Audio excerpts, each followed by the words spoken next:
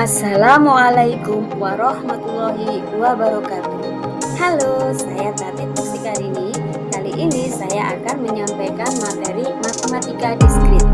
Dalam kegiatan ini saya dibimbing oleh dosen pembimbing saya, Ibu Dr. Lia Budi Tristanti, MPD. Matematika diskrit adalah salah satu materi mata kuliah yang saya pelajari saat ini. Yang kita bahas kali ini adalah grafik. Pada materi grafik ada beberapa hal yang dapat kita pelajari. Di antaranya adalah grafik G terdiri dari himpunan V atau VG titik sudut, himpunan E atau EG sisi, dan pemetaan yang mengaitkan ke setiap sisi E elemen EG pasangan titik sudut XY yang tidak berurutan yang disebut titik ujung atau hanya ujung dari E. Kita katakan sisi bersinggungan dengan ujung-ujungnya dan bahwa sisi tersebut menghubungkan ujung-ujungnya. Kita menggunakan X sama dengan Y yang dalam hal ini sisi tersebut disebut loop. Titik sudut terisolasi ketika bersinggungan tanpa sisi merupakan hal yang umum untuk mempresentasikan grafik dengan gambar di mana kita mempresentasikan setiap sisi sudut dengan sebuah sisi di bidang dan mempresentasikan sisi dengan segmen garis atau busur yang menghubungkan beberapa pasangan titik. Kita dapat membayangkan misalnya jaringan jalan antar kota. Grafik disebut planar jika dapat digambar di bidang sedemikian rupa sehingga tidak ada dua sisi, yaitu segmen garis atau busur yang mempresentasikan sisi yang bersilangan.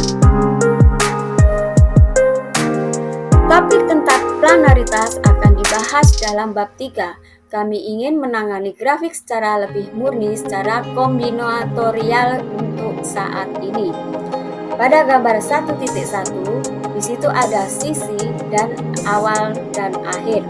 Pada sisi A, awal dan akhirnya X dan Y, sisi B, Y dan W, sisi C, X dan Z, sisi D, Z dan W, sisi E, Z dan W, sisi F, X dan Y, dan yang terakhir sisi G adalah Z dan W.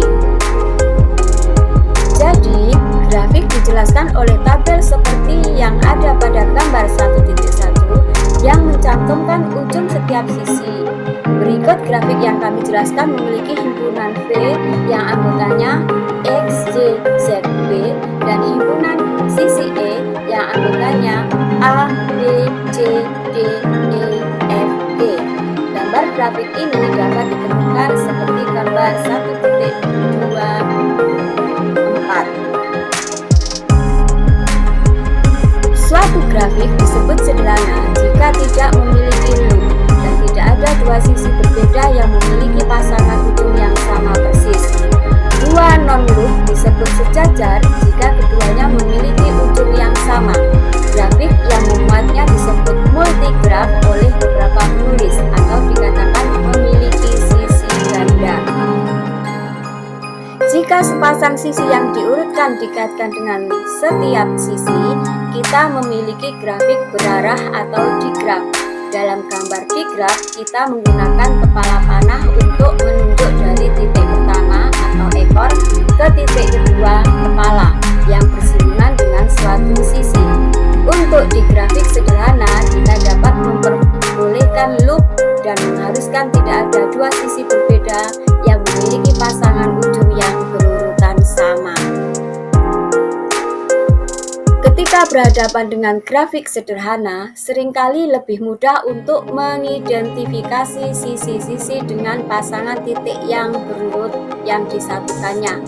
Dengan demikian, sisi yang menghubungkan X dan Y dapat disebut XY. Demikian pula, sisi-sisi dari digraf sederhana dapat diidentifikasi dengan pasangan titik berbeda yang terurut XY.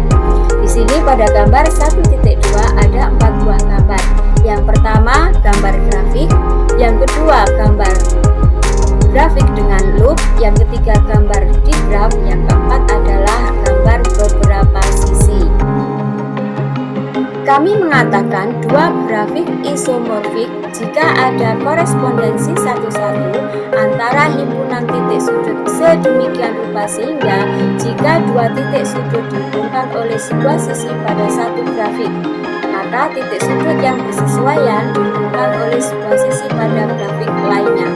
Untuk menunjukkan bahwa dua grafik pada gambar 1.3 adalah sama, temukan penomoran titik sudut yang sesuai. Dalam hal ini, kita ambil yang pertama adalah grafik. Pada kedua grafik, kita menggunakan penomoran 1, 2, 3, 4, 5, dan 6. Kemudian, amati bahwa himpunan sisinya adalah himpunan pasangan tak berurutan yang sama. Bisa diamati pada gambar 1.3. Berikutnya kita akan membahas tentang soal 1.a I1. Bahwa di sini tunjukkan bahwa gambar pada gambar 1.4 merupakan grafik yang sama atau grafik isomorfik. Kemudian soal 1.a I2, temukan grup automorfisme grafik pada gambar 1.4. Catatan, tidak ada cara cepat atau mudah untuk melakukan ini kecuali Anda beruntung. Anda harus bereksperimen dan mencoba berbagai hal. Selanjutnya, grafik lengkap pada N titik sudut adalah grafik sederhana yang memiliki semua kemungkinan sisi. Dua sisi sudut A dan B dari grafik G disebut bertetangga jika keduanya berbeda dan dihubungkan oleh satu sisi. Kita akan menggunakan TZ untuk menyatakan himpunan semua sisi sudut yang bertetangga dengan titik sudut tertentu X. Titik sudut ini juga disebut tetangga X. Jumlah sisi yang bersinggungan dengan titik X disebut derajat atau valensi X. Loops dianggap menyumbang dua pada valensi seperti yang ditunjukkan gambar yang kita buat.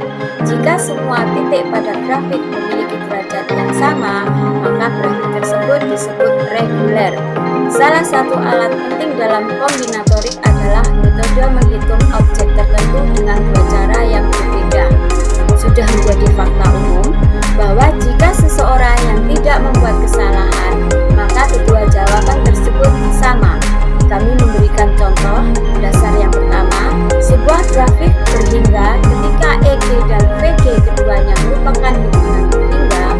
Kami akan lebih memperhatikan grafik berhingga, sehingga mungkin kami kadang-kadang lupa untuk menetapkan kondisi ini sebagai hipotesis dalam beberapa pernyataan. Pada teorema 1.1 grafik berhingga, G memiliki jumlah titik genap dengan valensi ganjil. Bukti, perhatikan tabel yang mencantumkan ujung-ujung sisi seperti pada gambar 1.1. Jumlah entry di dalam kolom kanan tabel adalah 2 kali jumlah sisi. Di sisi lain, derajat suatu titik Z menurut definisi adalah jumlah kemunculannya dalam tabel. Jadi, jumlah entry di dalam kolom kanan adalah pada teorema 1.1 sigma X anggota VG Dex X itu sama dengan 2 harga mutlak dari himpunan EG. Demikian yang saya sampaikan. Terima kasih atas perhatiannya. Sampai ketemu pada pertemuan berikutnya. Saya akhiri, wassalamualaikum warahmatullahi wabarakatuh.